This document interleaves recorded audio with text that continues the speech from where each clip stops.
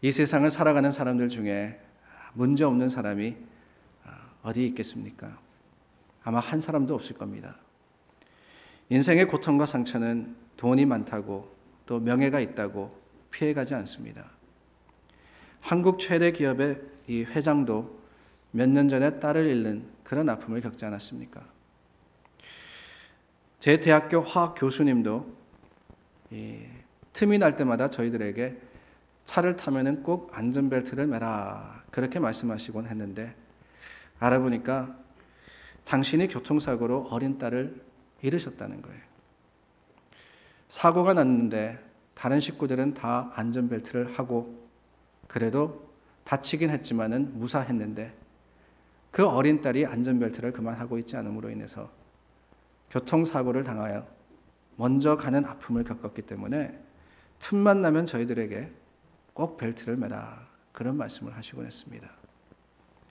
사람들에게 인정받고 남들이 부러워할 만큼 많은 것을 이룬 분이셨지만은 딸과 한순간만 다시 할 수 있다면은 그 모든 것을 다 포기할 수 있다고 하시는 교수님의 마음은 부서진 아버지의 마음이었습니다. 아마 여러분들 중에도 남들이 알지 못하는 저린 가슴을 품고 살아가시는 분들이 계실 겁니다. 세상 사람 누구든지 사람은 자기가 안고 가야 할 고통의 무게가 있기 때문에 그렇습니다. 그래서 아픔의 이야기는 바로 내 이야기고, 고통의 이야기는 다른 사람을 향해서 하는 것이 아니라 내게 주시는 말씀이 되는 거예요. 그러나 주님을 알지 못하는 많은 사람들은 그러한 무게 앞에서 견디지 못하고 좌절하고 실망하고 실패하고 맙니다. 하지만 저와 여러분들은 하나님을 알기 때문에, 주님을 붙들기 때문에 고통의 슬픔 가운데서도 위로하시고 절망의 순간에서도 회복시키시는 하나님의 역사를 기대하는 거 아니겠습니까? 오늘 저희가 나누었던 시편 31편은 다윗이 쓴 시입니다. 한 나라의 왕이었던 다윗, 그 역시 수많은 고통의 순간들을 경험했습니다. 다윗의 시들을 살펴보면 사망의 음침한 골짜기나 뼈가 쇠하는 것과 같은 고통을 토로하는 부분이 많습니다. 그러나 여러분, 다윗의 시가 그러한 고통만 그리고 있다면 우리는 시편의 고백을 우리의 고백으로 받아들이지는 않았을 겁니다. 오히려 그의 고백은 늘 같은 패턴을 보여주는데 그 고통만큼 큰 깨달음이 있더라 하는 겁니다. 그것이 고통이 우리로 하여금 하나님께로 피하게 만들더라는 거예요. 이게 은혜라는 것이며, 이게 바로 자기가 겪은 삶의 모습 가운데 역사하시는 하나님이더라 시편의 기자인 다윗은 고백을 합니다. 오늘 저희가 나누었던 시편 31편 1절 말씀에 보면 이런 말씀이 있습니다. 여호와여, 내가 주께 피하오니 나로 영원히 부끄럽게 마시고 주의 의로 나를 건지소서. 그렇답니다. 여호와께로 피한다 그랬습니다. 다윗이 이야기하는 피한다는 그것은 무슨 뜻일까요? 다른 것이 아니라 혹독한 연단을 받는 기간 동안에도 오히려 그 고통 때문에 하나님께로 더 가까이 다가갈 수밖에 없습니다 하는 고백과 간증이 아니겠습니까? 다윗이 어떤 고통을 겪습니까? 9절에 보니까 내가 근심으로 하는 말이 나옵니다. 그리고 그 뒤에 눈과 혼과 몸이 쇠하였나이다. 얼마나 걱정을 했는지 도무지 기운을 차릴 수 없을 만큼 완전히 침체되어 있다는 겁니다. 자포자기한 상태라는 거예요. 이유는 알지 못합니다. 그러나 어떠한 상태인지는 우리가 짐작을 충분히 할 수 있습니다. 10절 끝부분에 보니까 나의 죄악 때문에 약하여졌다 하는 표현도 있습니다. 이 말씀은 자기가 지은 죄를 생각해 보니까 그 죄악이 찌르는 가시가 너무나도 고통스럽다는 거예요. 남의 여자의 마음을 뺏은 것이며 또 그것을 은폐하기 위해서 남편인 자기 부하를 사지로 보내어 죽게 한 것, 그 죄의 벌로 밧세바에게 얻은 그 처자들의 죽음, 자식들 간에 벌어진 피비린내 나는 전쟁, 압살롬의 반란, 이 모든 일들이 돌아보니까 자기의 죄로 인함이었다는 것을 다윗은 깨닫고 그 아픔과 고통이 얼마나 큰지 내 뼈가 쇠하여졌다 이야기를 하고 있는 겁니다. 차라리 내가 벌 받는 게 낫지. 나 때문에 사랑하는 가족이 고통을 받는다면은 살아있는 것 그 자체가 형벌이었다라고 느낄 만했을 거예요. 11절에는 내가 모든 대적으로 말미암아 하는 표현이 있습니다. 사울로부터 또 압살롬으로부터 도망 다니던 때 그 고단함에 몸부림쳐지지 않았겠습니까? 이런 고통들, 우리가 감히 상상하지 못하는, 어쩌면 우리가 삶의 모습 가운데 겪는 그 고통보다도 더한 아픔이었고 더한 슬픔이었지만은 이런 고통이 다윗으로부터 무엇을 하게 하였느냐? 오히려 다윗으로 하여금 하나님을 원망하고 저주하는 것이 아니라 피하게 했다는 겁니다. 하나님의 품으로 달려가게 했다는 거예요. 그래서 14절에 그는 이렇게 말합니다. 여호와여, 그러하여도 나는 주께 의지하고 말하기를 주는 내 하나님이시라 하였나이다 그랬습니다. 이렇게 많은 고통을 당하게 되면은 사람의 본능은 어떻습니까? 왜 나만 고통당하냐고, 왜 나에게만 이런 문제가 있냐고 원망하고 실망하고 좌절하다가 이러지도 저러지도 못한다고 생각하면은 현실로부터 도망가지 않습니까? 심지어는 그 고통의 유일한 출구는 죽음이라고 생각해서 목숨을 끊는 사람도 있습니다. 그러나 여러분, 하나님이 사랑하는 사람, 하나님을 의지하는 사람은 반응이 그 반대로 나타난다는 거예요. 그들은 오히려 도망가지 않습니다. 오히려 하나님을 향해 달려갑니다. 견딜 수 없는 고통이 있을 때 하나님께서 내 위로가 되시고 회복이 되신다는 것을 알기 때문에 하나님을 찾습니다. 하나님을 구합니다. 내가 하나님께로 피하오니 주님을 향해서 한 걸음 더 나아간다는 거예요. 이러한 고통이 나를 괴롭히지만 나는 주께 의지합니다. 하나님이 나를 도우실 수 있는 좋으신 주님이심을 믿사오니 내가 주님을 의지합니다. 하나님께서 내 기도를 들으시고 하나님께서 나를 아시오니 나를 기억하시는 주님께로 피합니다. 이것이 믿는 자들의 반응이고 바로 이것이 회복이 일어나는 장소가 되는 겁니다. 고통 중에 만나는 하나님이야말로 참으로 은혜와 감사와 감격으로 우리를 만나주시는 하나님 아니겠어요? 사랑하는 여러분, 사람이 언제 하나님을 만납니까? 물론 하나님은 우리를 떠나지 아니하시고 늘 함께 하시며 지키시는 분이십니다. 그러나 그 하나님은 우리가 언제 느끼게 되느냐 하는 거예요. 형통할 때는 그 하나님을 찾지도 느끼지도 만나지도 않습니다. 우리를 떠나지 아니하시는 하나님이지만은 잘 나갈 때는 내게 집중하여서 그 하나님을 우리가 인정하지 않더라는 거예요. 그러나 여러분, 정말 고통이 찾아오고 어려울 때는 절로 주님 앞에 무릎 꿇고 하나님을 찾지 않습니까? 주님을 부르짖어서 찾지 않습니까? 그러면 하나님 어떻게 하십니까? 그 기도를 들어주시고 만나주시고 함께 해주시지 않습니까? 그렇기 때문에 고통은 은혜라는 거예요.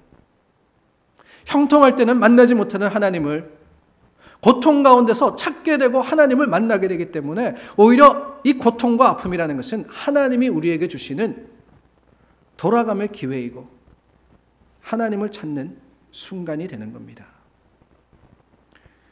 하나님의 관심은 육신이 아닙니다. 하나님은 우리의 영혼을 관심 가지고 보시고 그 영혼이 잘 되기를 바라는 분이십니다. 하나님의 지대한 관심은 우리 겉사람이 아니고 속사람입니다.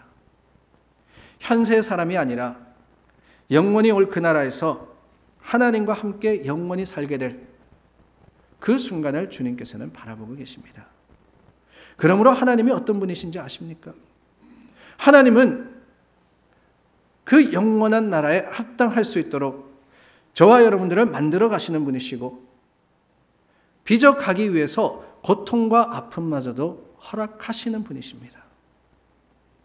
아무리 사랑한다 할지라도 빚어야 되겠다 생각하시면은 눈을 딱 감으시고 사랑하는 자들을 고통 속에 아픔 속에 그 긴 터널을 지나가게 하시는 분이 바로 하나님이시라는 거예요. 이것도 은혜입니다, 여러분. 작은 고통과 큰 고통을 안고 씨름하고 있다면은, 내 힘으로 벗을 수도 없고 그렇다고 무시할 수도 없는 고통으로 인하여서 눈에 눈물이 흐른다면은, 때로는 삶의 의욕을 잃어버리고 내가 어떻게 한순간을 더 살아갈 것이냐, 내가 어떻게 이것을 해결해 나가고 내가 어떻게 이 가운데서 한순간 더 주님을 찾을 수 있을 것인가. 하나님 앞에 매달려 기도해 보지만은 여전히 고통이 사라지지 않는다면은, 여전히 그 고통이 내 가운데 아픔이 되어 있다면은, 여러분 그럴 때 부정적인 시각으로만 그것을 바라보지 않도록 힘쓰시기 바랍니다. 오히려 다윗처럼 말할 수 있기를 구하여서 하나님께 기도하시기를 바라요. 고통 때문에 손해보는 것이 아니라 고통 때문에 하나님께 더 가까워질 수 있다면은, 고통 때문에 하나님이 이루시려고 하는 것을 내가 오늘 조금 더 만들어갈 수 있다면은 분명히 거기에 뭔가가 있음을 알고 하나님을 나는 찾고 구하겠다. 이러한 고백을 여러분들의 입술로 마음으로 하시기를 바랍니다. 마르타 백이라는 분이 Expecting Adam이라는 아담을 기다리며 하는 책을 썼습니다. 자신의 이야기를 담담히 적은 책인데요. 이 마르타와 그리고 남편인 잔은 하버드 대학교의 박사학위 과정 중에 있는 학생 부부였습니다. 매일 숨가쁜 하루하루를 보내고 있었는데 본의 아니게 그만 둘째 아기를 가지고 말았습니다. 졸업을 앞두고, 그것도 하버드의 박사학위입니다. 그 졸업을 앞두고 학업에 몰두하는 그들에게 덜컥 가진 아이는 복이 아닌 부담이었습니다. 짐이었습니다. 게다가 검사를 해보니까 태중의 아기가 다운 증후군의 장애를 가지고 있다는 검사 결과를 받게 됩니다.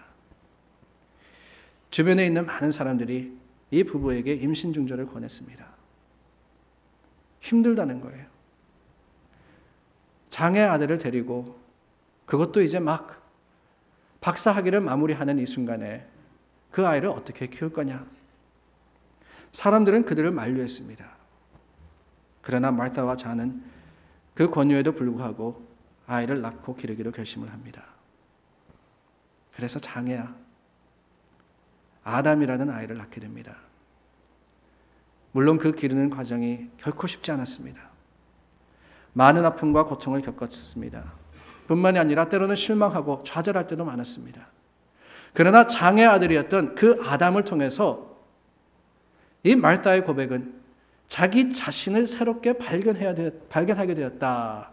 그렇게 이야기를 한 겁니다. 발달이 느린 아들에게 보조를 맞추어 가면서 오히려 삶의 속도를 늦출 수 있는 지혜를 얻었다 그럽니다. 삶 속에서 작은 아름다움과 진리가 어떤 건지도 깨닫게 되었다 그래요. 뭐가 가장 소중한지, 진정한 가치가 어디에 있는지, 존재라는 것의 의미가 무엇인지를 아담을 통해서, 연약한 아이였지만은, 정상적이지 않은 아이였지만은 그 아이를 통해서 참으로 배울 수 있었고 행복을 느낄 수 있었다고 고백을 합니다. 그 이야기 중에 하나가 크리스마스의 이야기인데요.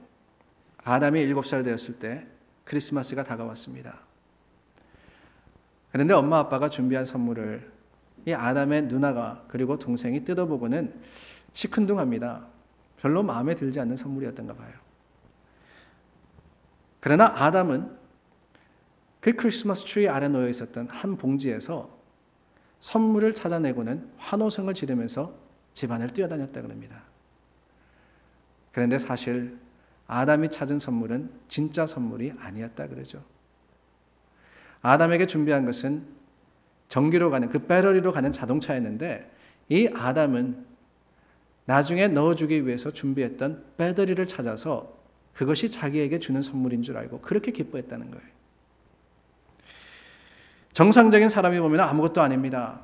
사실 선물이라는 것은 준비한 자동차였습니다. 그러나 아담은 그 자동차가 아닌 작은 배터리를 가지고 거기에도 감사할 수 있었고 기뻐할 수 있었고, 그것을 가지고는 온 집을 쫓아다니면서 그 배터리를 넣어서 사용할 수 있는 물건들을 찾으면서 너무나도 기뻐하는 그 모습을 보면서 마르타가 고백을 합니다. 우리 정상적인 사람들이 미처 깨닫지 못한 즐거움, 그 즐거움을 아담은 찾을 수 있었고 우리에게 가르쳐 주었다. 그리고 더 나아가서 이야기합니다. 고통의 씨앗이라고 생각할 수 있었던 아이가 사실은 하나님의 특별한 선물이었다. 고통의 씨앗인 줄 알았더니 하나님의 선물이더라. 그럴지라도 주님을 찾고 만날 수 있다면 여전히 우리는 감사할 수 있는 것이고 감사의 제목을 찾을 수 있는 겁니다. 그렇습니다. 우리는 우리를 잊지 아니하시는 주님을 기대해야 합니다. 하나님은 결코 우리를 잊지 않으십니다. 12절 말씀해 보니까 내가 잊어버린 바 됨이 하는 표현이 있습니다. 때로 그럴 때가 있어요. 존재의 가치가 없는 것 같이 느껴질 때 말입니다. 아무도 관심을 가져주지 않고 돌아보지 않는 것 같습니다. 아무도 날 사랑하지 않는 것 같고 내가 고통과 아픔을 겪고 있지만 위로하지 않습니다. 완전히 잊혀져 버린 것 같은 불필요한 사람이 된 것 같은 그런 순간이 있더라는 거예요. 그러나 여러분, 하나님은 절대 우리를 잊지 아니하십니다. 7절 끝에 보면 이런 말씀이 있습니다. 주께서 나의 곤란을 감찰하사 환난 중에 있는 내 영혼을 아셨고. 다윗이 고통 중에 하나님을 찾고 그에게 피했더니 외롭지 않았다 하는 고백입니다. 하나님이 감찰하사 나를 보고 계셨더라는 거예요. 하나님이 내 영혼을 아셨고 세상 사람 다 몰라준다고 생각했더니만 그게 아니라 하나님이 나를 아셨다고 고백을 하지 않습니까? 모든 사람이 나를 잊어도 주님은 나를 돌아보시고 내 영혼을 아시고 나를 기억하시더라. 그렇습니다, 여러분. 우리는 잊혀지지 않았습니다. 하나님은 저와 여러분들을 결코 잊지 아니하십니다. 세상에서 고통을 당하고 환난당하면 제일 먼저 일어나는 현상이 무엇이에요? 사람들이 떠나가는 겁니다. 그래서 고독해지는 거예요. 우리말에 김병에 효자 없다 하는 말이 있지 않습니까? 부모 자식 간이지만은 고통을 오래 겪으면은 자식마저도 떠나갑니다. 어디 그뿐입니까? 잘 나갈 때는 그렇게 함께하기를 기뻐하고 늘 찾아오던 사람이 사업이 기울고 힘들어지니까 콧배기도 보이지 않습니다. 전화를 해도 답이 없고 필요할 때 찾아보아도 전혀 날 모른 척하는 바로 그 순간 얼마나 외롭습니까? 얼마나 고독합니까? 이것이 정말 험한 세상에서 누구나 한 번은 맛보는 쓴 잔입니다. 사람이 약해지면 더 도와줘야 함에도 불구하고 세상은 그렇지 않다는 거예요. 강자는 대우하는데 힘이 있는 사람 곁에는 많은 사람들이 모이는데 약자는 짓밟는 것이 세상입니다. 그래서 혼자 남게 하고 그래서 아무 도움이 없이 외로이 이 세상을 가게 하는 것이 세상의 논리이고 세상의 법칙입니다. 다윗도 그러지 않았습니까? 그도 한때는 뜨는 영웅이었습니다.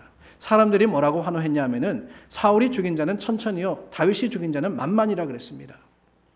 수많은 사람들이 그를 영웅 대접했고 다윗 주위에 수도 없는 사람들이 모여든 때가 있었습니다.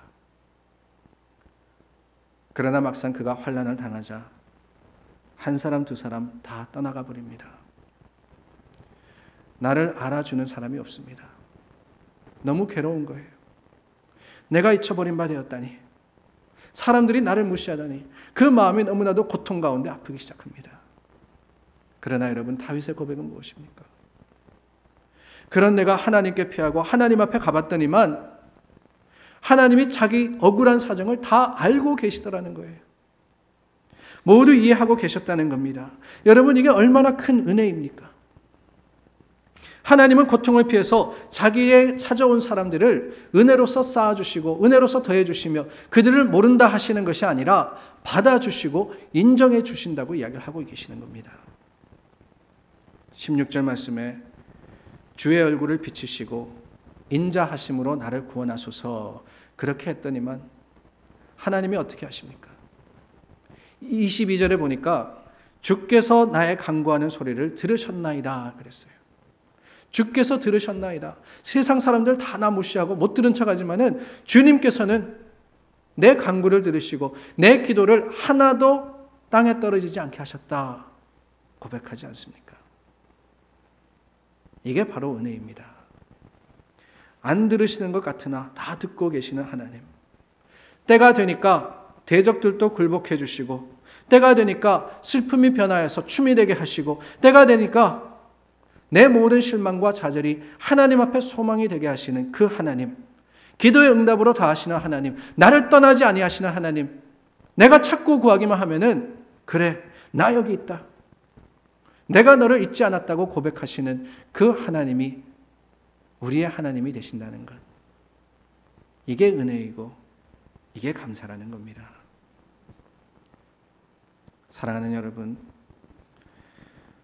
누구도 알지 못하는 고통 가운데 외로우십니까?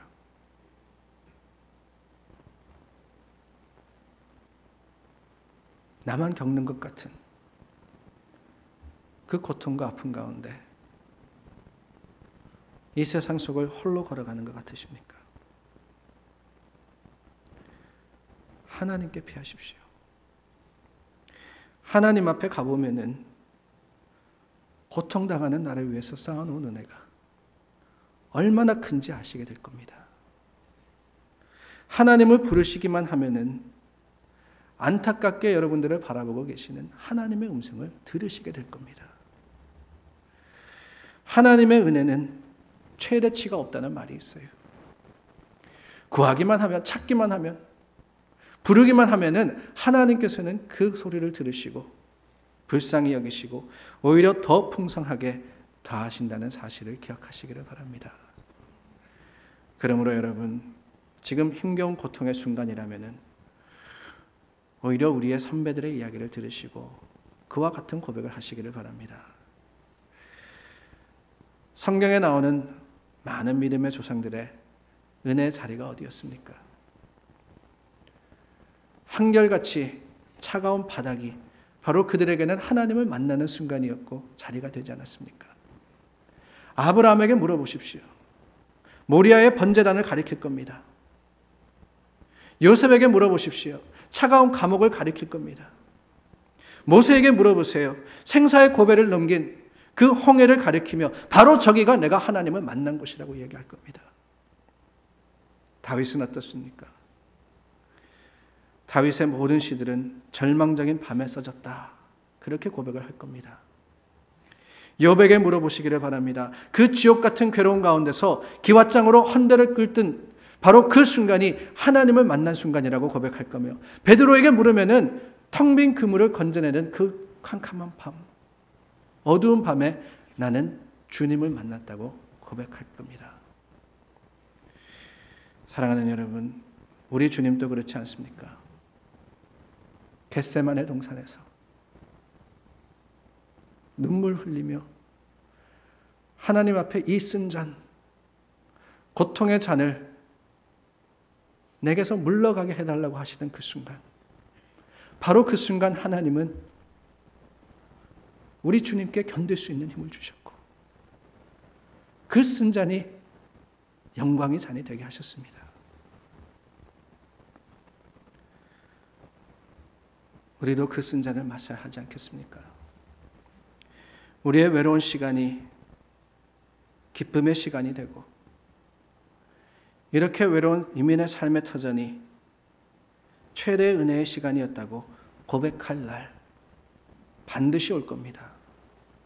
외로우면 외로울수록 우리의 친구 되시는 하나님을 붙들 때, 세상 우리를 다 떠난다 할지라도, 세상 우리를 몰라준다 할지라도 우리는 주님의 십자가 안에서 주님 주시는 위로와 잊지 않으시는, 잊혀지지 않았다고, 나는 결코 너를 잊지 않았다고 고백하시는 하나님을 만나게 될 겁니다. 사랑하는 여러분, 세상의 고통을 당하고 있을 때 주님께서는 그 고통과 아울러 예비하신 은혜를 쌓아놓고 계신다는 사실을 기억하십시오. 언젠가 때가 이르러 지나간 고통을 바라보면서, 그래, 하나님께서는 내게 은혜를 주셨어. 나는 손해 안 봤어. 그 순간은 어려웠지만, 그 순간은 아팠지만, 그 순간은 견딜 수 없었지만 지나고 보니까 난 손해 안 봤어. 하나님이 더 큰 것으로 내게 주셨고, 나를 잊지 아니하시는 하나님이 그래, 그때 나와 함께 하셨어. 고백할 수 있는 저와 여러분 되기를 원하고, 그러므로 말미암아 외로운 한밤중에도 주님을 향해 찬송할 수 있고 노래할 수 있는 주님의 자녀들이 다 되기를 예수 그리스도 이름으로 축원합니다. 기도하겠습니다.